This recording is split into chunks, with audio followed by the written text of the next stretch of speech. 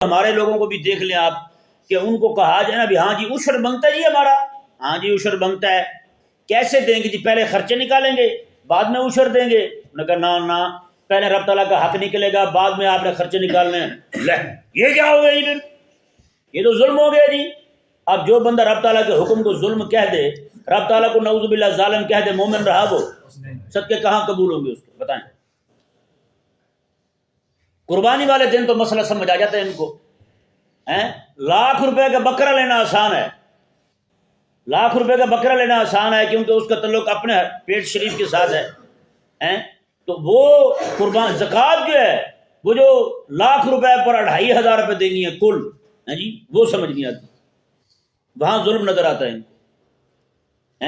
یہی وجہ ہے کہ ہمارے لوگ جو ہے نا بہت سارے، میرے آقا علیہ السلام نے فرمایا قیامت کے قریب رب تبارک و تعالیٰ کے حکم دیے ہوئے زکوٰۃ کو اور عشر کو، ان چیزوں کو لوگ جرمانہ سمجھیں گے، ٹیکس سمجھیں گے، جی یہ کہیں گے کیا وبال آ پڑا ہے ہم پر، بتائیں۔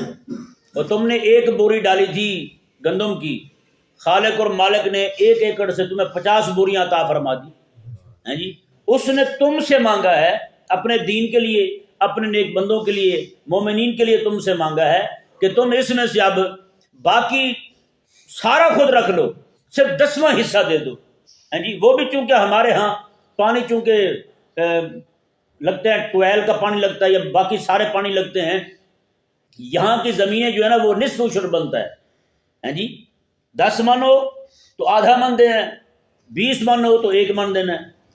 وہ والی زمینیں جہاں پر پانی نہ لگانا پڑے، کھاد وغیرہ نہ ڈال، جیسے ڈالتے ہیں کھادیں وغیرہ، خرچے وغیرہ نہ کرنا پڑے اضافی، ایسے جناب جیسے آپ جائیں نا ادھر سے مظفر گڑھ کی طرف راستے میں ریتلے ٹبے آتے ہیں، وہاں پہ ایسے جناب چنے کے بیج ڈال دیتے ہیں تو وہ بغیر محنت کے بغیر زور کے ایسے اگاتا ہے، جی ہو جاتے ہیں وہ ایسے ہاتھ سے کھینچا اور پوری فصل تیار ہے ان کی۔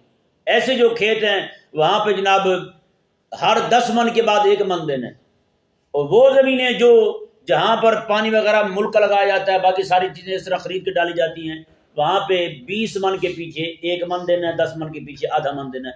اب بتائیں یار، وہ رب تبارک و تعالیٰ جو تجھے اتنا عطا فرما رہا ہے اور تجھ سے اتنا مانگا ہے تھوڑا سا، وہ بھی دیتے ہوئے تجھے جرمانہ لگتا ہے؟ حساب لگائے نا یار۔